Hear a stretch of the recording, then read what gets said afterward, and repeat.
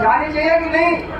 तो मेरे साथ दोनों हाथ उठाकर मुट्ठी बंद करके एक बार नारा लगाइए, भारत माता की, भारत माता की। आज यहाँ 250 एक्ट सोसाइटी और उनके साथ अलग अलग संगठनों ने मिलकर आज यहाँ जो पूर्व सैनिकों के अधिकारों के लिए जो ये अलग जगाई है, जो ये प्रयास किया है, ये बहुत ही सराहनीय है।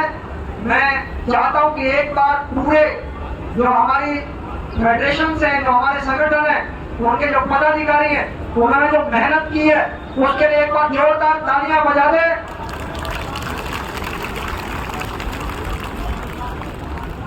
मैं उन सबका इस मन से अभिनंदन करता हूं कि एक प्रयास जो उन्होंने शुरू किया था और अलग अलग स्तर पर जो हमारे लोग अलग अलग संस्थाएं बनाकर संघर्ष कर रहे थे, आज उनको एक साझा मंच देकर यहाँ रामलीला मैदान में आप आए हैं और अपने अधिकारों के लिए संघर्ष कर रहे हैं। और मैं समझता हूँ, हम सब जानते हैं, हमारा इतिहास इस बात का साक्षी है, संघर्षम समग्रम सावो मनासी जानताम देवा भागम यथा पूर्वे सज्जन नाम उपासते। ये हमारा मंत्र है। साथ चलेंगे, साथ मिलकर संघर्ष करेंगे, साथ मिलकर आगे बढ़ेंगे तो हमेशा लक्ष्य को प्राप्त करेंगे। ऐसा ही हमारे पूर्वजों ने हमको सिखाया है। तो यहाँ हम मिलकर संघर्ष कर रहे हैं, एक सूत्र में बने हैं, साथ मिलकर चल रहे हैं। सहरा वधु सहरा वरक्तु सह वीर्यम कर्म भई तेजस्विना भदिता वस्तु मां विद्विषाम है।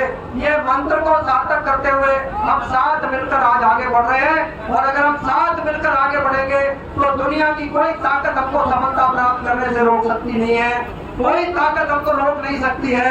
तो मैं आज एक बार वीर बहादुर जी और उनकी पूरी टीम, जितेंद्र जी, ये सबके प्रयास से यहाँ पर मैं आज यहाँ पर आया हूँ और आप सब लोग यहाँ हैं और पूरी संस्थाओं के सभी पदाधिकारियों का पूरे अभिनंदन करते हुए अपनी बात प्रारंभ करता हूँ। साथियों, आपको टेक्निकल बातों पर बहुत सारी बात करी, मैं कुछ जनरल बातें आपके साथ कर रहा हूँ। मुझे लगता है कि समाज से उनकी चर्चा करनी जरूरी है, तो इसलिए मैं उनकी बात कर रहा हूँ। साथियों, मैं भी एक सार्जेंट होने के नाते आज यहाँ मेरा जो भाषण है वो भारत सरकार के नाते नहीं है। मैं भी आपका साथी हूँ, एक सार्जेंट हूँ, और एक सार्जेंट होने के नाते मैंने भी कुछ चीजों को महसूस किया है।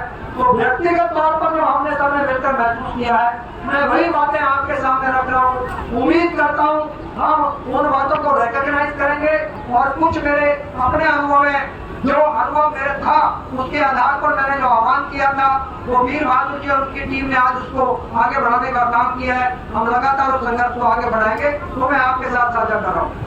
साथियों, हम हमारी जो सरकारें हैं, क्योंकि हमारी सरकारों ने जो पूर्व सैनिकों के विषय थे, जो पूर्व सैनिकों के वेलफेयर से जुड़े हुए विषय थे, या हमारे सैनिकों से जुड़े हुए जो विषय थे, जो जेसीए जवानों से जुड़े हुए विषय थे, वो कहीं ना कहीं सरकारों ने कुछ लोगों के ऊपर भरोसा करके, कुछ अधिकारियों के ऊपर भरोसा करके वो उनके हाथ में छोड़ दिए थे।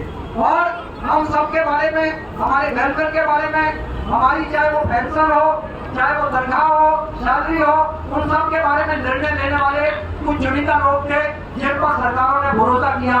लेकिन मैं इस समझ से बड़ा दुख के साथ कह रहा हूँ कि उसने अपनी जिम्मेदारी का निर्वहन ईमानदारी के साथ नहीं किया और समय के साथ विकृति आती गई, विसंगतियां आती गई और हमारे सैनिकों के साथ कहीं न कहीं भेदभाव हुआ, जिसके कारण आज हमारे पूर्व सैनिकों को संघर्ष करना पड़ रहा है, अपने अधिकारों के लिए लड़ना पड़ रहा है। ये उन लोगों की कमजोरी है जिन पर सरकार ने भरोसा किया था, जिन पर सरकार ने जिम्मेदारी दी थी। मैं यहाँ देख रहा हूँ, अगर हम 2006 से पहले की बात करेंगे तो साथियों 2006 से पहले जो हमारी डिसेबिलिटी पेंशन थी उसको, और 2006 के बाद की अगर डिसेबिलिटी पेंशन को आप देखें तो आज हमारा एक सैनिक जो डिसेबल हो जाता है वो कहीं ना कहीं अपने सम्मानजनक जीवन के लिए संघर्ष करता है। आज उसके साथ कहीं ना कहीं भेदभाव हुआ है, उसके साथ कहीं ना कहीं धोखा हुआ है।